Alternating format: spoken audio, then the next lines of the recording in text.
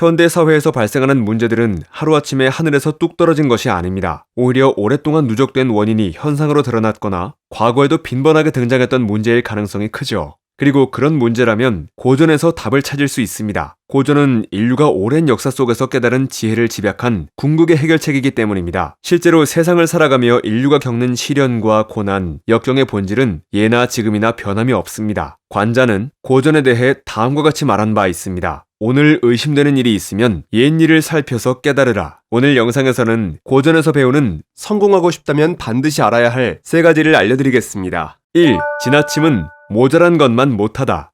삼국사기에서는 백제의 새 궁궐을 두고 다음과 같이 말했습니다. 검소하되 누추하지 않고 화려하나 사치스럽지 않다. 검소와 누추함, 화려함과 사치는 언뜻 보면 아주 비슷해 보입니다. 하지만 알고 보면 아주 큰 차이점이 있는데요. 그것은 바로 지나치지 않아야 한다라는 점입니다. 검소하되 지나치게 누추하게 살지 않아야 하고 화려하되 지나치게 사치를 부리면 반드시 화를 입는다는 의미입니다. 적절히 빛나야 하지만 지나치게 번쩍거리는 것은 예기치 않은 부작용을 일으킬 수 있습니다. 또 다른 사례를 한번 보겠습니다. 조선 후기의 문신 남구만이 병조판서 홍철양의 인품을 이렇게 표현했습니다. 화합하되 한통속이 되지는 않았고 부드러우나 물러 터지지도 않았다. 화합과 한통속이 되는 것, 부드러운 태도와 물러 터진 태도는 한 끗 차이지만 굉장히 다릅니다. 화합이 지나치면 한통속이 되어 휩쓸리게 되고 부드러운 태도가 지나치면 물러터져서 상대방에게 휘둘리기 쉽죠. 이제 좀 감이 오시나요?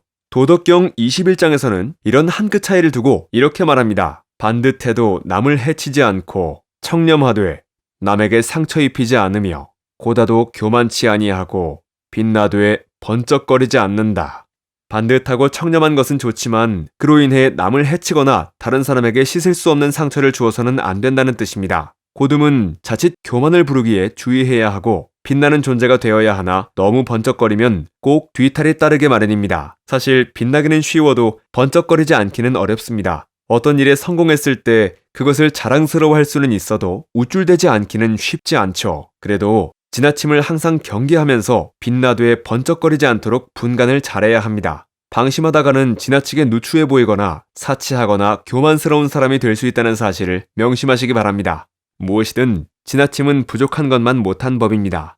2. 안목을 넓히되 핵심 역량을 길러라. 요즘에는 조그만 재주만 있어도 크게 성공할 수 있는 기회의 시대입니다. 누구든 재주만 있다면 도전할 수 있기 때문에 여러 재주를 배울 수 있는 경로도 많아졌죠.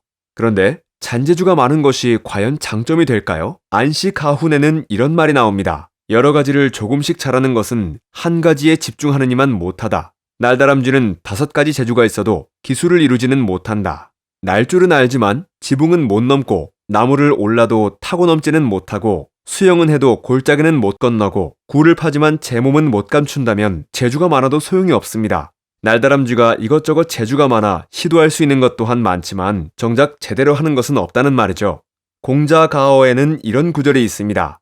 잘 달리는 놈은 날개를 뺏고 잘나는 것은 발가락을 줄이며 뿔이 있는 녀석은 윗니가 없고 뒷다리가 강한 것은 앞발이 없다. 하늘의 도리는 사물로 하여금 겸하게 하는 법이 없다. 발 4개에 날개까지 달리고 뿔에다가 윗니까지 달린 동물은 세상에 없습니다. 하나가 뛰어나면 다른 것은 없어도 그만이라는 말이기도 하죠. 잘 달리는 동물에게 날개까지 필요하진 않습니다. 도리어 날개까지 있다면 달리는 것도 나는 것도 애매한 동물이 될 것입니다.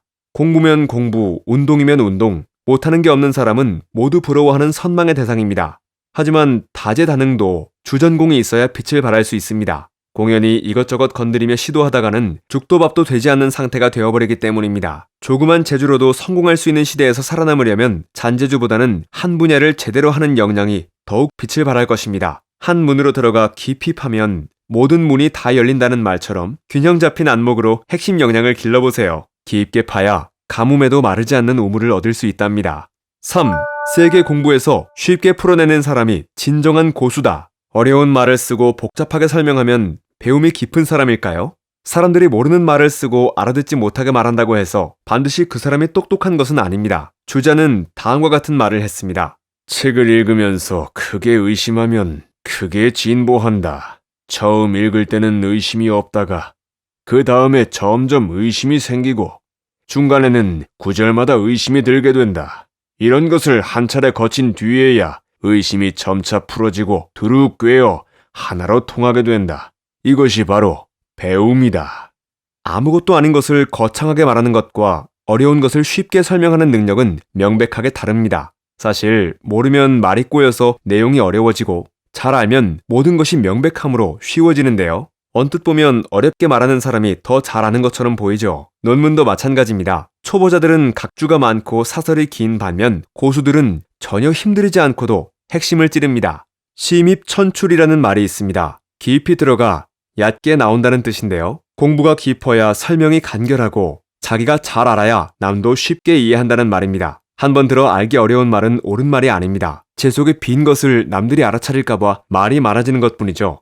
남이 나를 업신여기지 못하게 하려고 허세를 부리지만 사실 두드려보면 빈 깡통입니다. 그래서 세계 공부에서 쉽게 풀어쓰는 사람이 진정한 고수라고 할 수 있죠. 잘 모르는 사람은 이런저런 어렵고 난해한 용어를 들먹거리면서 말하지만 사실은 허세에 불과합니다. 본인조차 잘 모르니 헷갈리게 표현하는 것뿐입니다. 반면 잘 아는 사람은 쉽고 간단한 말로 핵심을 설명합니다. 고수와 빈깡통의 차이입니다. 이런 고수의 반열에 오르려면 세게 공부해야 합니다. 겉핥기식으로 문장만 이해한다고 되는 것이 아닙니다. 자신의 전문 분야의 여러 도서를 두루두루 섭렵하면서 안목을 넓히고 깊이를 더해야 합니다. 저자의 이론을 맹신하지 말고 한 번 더 생각하며 자신의 것으로 소화하고 재창조하는 수준까지 가야 합니다. 진짜 배움이 깊은 사람은 쉽게 풀어 말하고 남들이 잘 이해하도록 설명한다는 사실 명심하세요.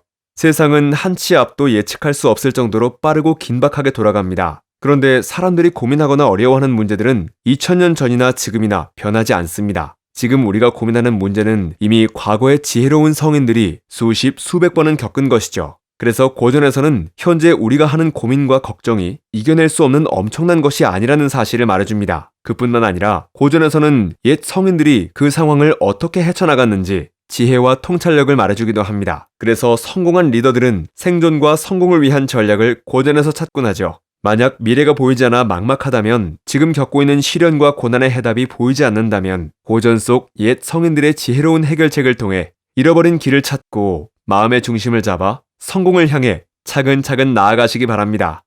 책갈피였습니다. 당신의 성공과 행복을 응원합니다.